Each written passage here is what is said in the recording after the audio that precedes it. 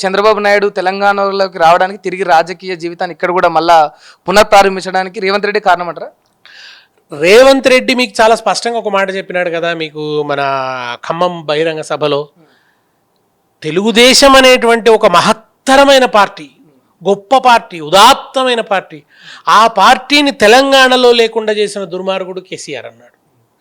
కనుక తెలుగుదేశం గద్దెలు లేకుండా చేసినటువంటి బీఆర్ఎస్ గద్దెల్ని కూల్చండి అని పిలుపునిచ్చాడు. ఆయన ఏ కోరుకుంటున్నాడు? ఇక్కడ తెలుగుదేశం గద్దెలు ఉండాలి, బీఆర్ఎస్ గద్దెలు ఉండొద్దు అని కోరుకుంటున్నాడు ఆయన. బీఆర్ఎస్ అంటే తెలంగాణ పార్టీ, తెలంగాణ పార్టీ ఉండొద్దు అంటున్నాడు ఆయన.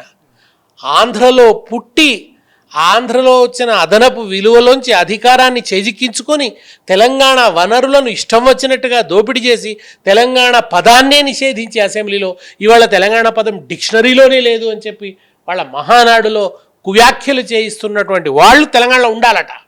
కానీ తెలంగాణ అస్తిత్వం కోసం పోరాడిన వాళ్ళు, తెలంగాణకు నీళ్ళు ఇచ్చిన వాడు, తెలంగాణకు కరెంట్ ఇచ్చిన వాడు, తెలంగాణ ప్రజల కష్టం తీర్చిన వాడు, రాష్ట్రం సాధించిన వాడు ఆ గద్దెలు ఉండొద్దట.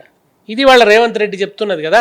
ఆయన చాలా స్పష్టంగానే నేను తెలుగుదేశాన్ని పునరుద్ధరిస్తే తెలంగాణలో ఇది నా ఎజెండా అని చెప్పినాడు ఆయన.